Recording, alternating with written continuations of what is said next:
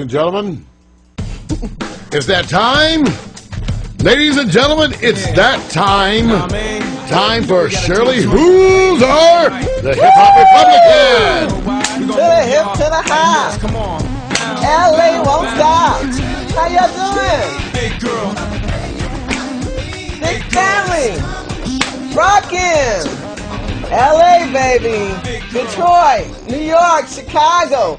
Welcome to hiphoprepublican.tv and hiphoprepublican.com. For those who aren't aware what the show is, I've had some people online kind of play hating me. What's up with you people? Not getting the fact of calling us non-hip-hoppers, non-Republicans, non-whatever. What do you know what a hip-hopper is?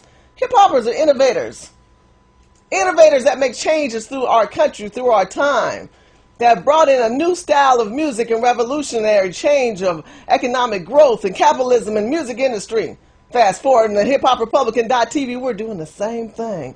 We're basically talking to the urban community. That's right. They're applauding us. They're applauding us because they know in the urban community, we got it going on. We know that the urban people are tired of how the Democrats are not caring about the community. The Libertarians, the Independents, and the Republicans are taking over.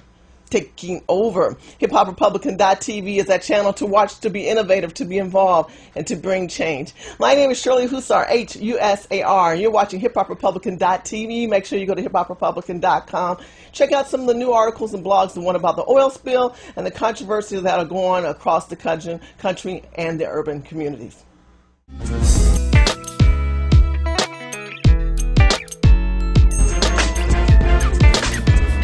Always stay the same. You don't have to stay the same. You don't have to stay a Democrat. You really don't. Just because your mother said so. You don't have to be a Maxine Waters supporter for life. You really don't. You don't have to be an Obama fan for life. You really don't. If you voted for him, it's okay. God has forgiven us. We're moving on. Will you forgive me? You don't have to stay a fan with these people, because what happens is they become outdated. They become extinct. That is what happened to Blockbuster. Apparently, I think it's like 65,000 stores that have been closed down. I mean, here we are, Blockbuster, you think was going to be around for a long time. Is it because they're not keeping themselves current? I would say yes. And that is problem with small capitalism. Capitalists right now are not winning because the Obama administration continued to railroad us and not allow us to move money in the way that we can. Is it our fault or his fault? It's our fault, my brothers and sisters, because we need to continually think outside the box. Open up your corporation. Look for LLCs and S corporations that you can buy, maybe seasoned or old, or just start a whole new one from scratch. Understand how corporations work. Work on corporate credit. If you don't have cash right now, get you some corporate credit. Start thinking like the big CEOs on maybe a small CEO starter mindset. Because if you don't, you can too become extinct like Blockbuster's becoming. When they saw Netflix was coming on the scene, there were those shareholders who immediately moved their money over to Netflix because they knew that this was the wave of the future. You know, actually, Shirley's totally correct. That's the story that came out actually yesterday. It's they're listing on YouTube. I was trying to pull it up.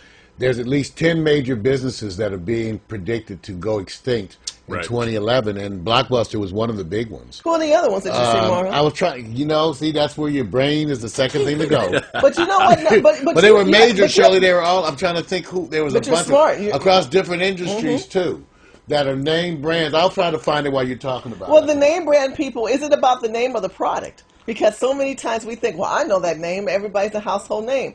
But the name is not evolving. If you have a product, let's say right now people have been talking about the newspaper becoming the dinosaur of news, because we know through our emails, our fax, our Twitters, if you want to Twitter me with a question while we're still online, you're more than welcome to. Sassy Republican has been out there, and I know there's some people in the chat room, GM and Leslie, and I thank you guys so much for still being part of our family. Even though Danny's not here, we just thank you so much for your continual support and listening and interacting with us. But, again, my question to you is, when you think of a product that's not evolving, because capitalism is about evolving. In this current market, there are things that have stunted our growth to stop us with this Obama administration and with how Democrats are holding us hostage on how they're not helping the money flow in this country. And I tell you, being out there looking at lenders and real estate and investors and the SBA loans, it's not that easy. So the money has stunted the growth of the movement of small capitalists. But if you have a product that's going outdated, it's extinct, you need to think, how do you move it through? With the newspapers, going back to that, the newspapers right now, we know that technology overrides the newspapers. So why would you even get a paper? The best thing for the news people to do is start making sure that their stuff is online. Those who made the change, made the shift, are still alive. Those who didn't, you know, it's kind of like, you know, now I might get some criticism on this. The Ebony Essence magazine scenario. Ebony Essence, we have to support the black papers. Well, you know, if you support the black papers, the black magazine, you're limited to just black media and black market. You're not opening up to all markets. At one point, definitely Ebony Essence and Jet magazine were the magazines, and they still are. They're innovative, they talk about the community, and they connect to African American people. The challenge is that we're not of that old generation where we're just African Americans are only buying their own paper. We're buying other papers and other magazines out there, and we're also on those covers of those other magazines, where before we were not on those covers. So is it fair to say, should Ebony Essence or Jet magazine start interacting other women of color, meaning Indian, Armenian, Japanese, Chinese, Mexican American, Cuban? Would it be fair to say they start showing more of those type of people on the cover of their magazine just to broaden their horizons? How about just showing, like Shirley said, and this is an ongoing problem. Shirley, what they're saying is that, first of all,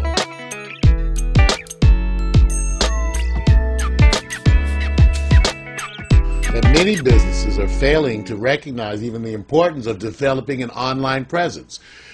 Print media is going through the floor. That's correct. And those who are not able to make that adjustment to online tend to do the worst. Now, we said this here in LA, where we have the Sentinel newspaper, a historically black newspaper, one of the, just has no online anything. So the problem with a lot of our black publications, that they're falling even farther behind than the white publications, who are doing piss poor in their response, and they have no online presence whatsoever. Right. I don't understand why they can't just scan each page. Well, and what happens? No, I'm serious. Something like that, or highlight and cut click. I mean, really, it is easy to me to just promote your blogs and your articles. At the very least, you should have a print. They don't have that. They don't even have that. They don't and have that. What they really need is to have online personalities such as yourself to interact with the people, and that's where it becomes difficult, because that's where the impetus is on the major businesses. Exactly. In other words, the major newspapers, the major publications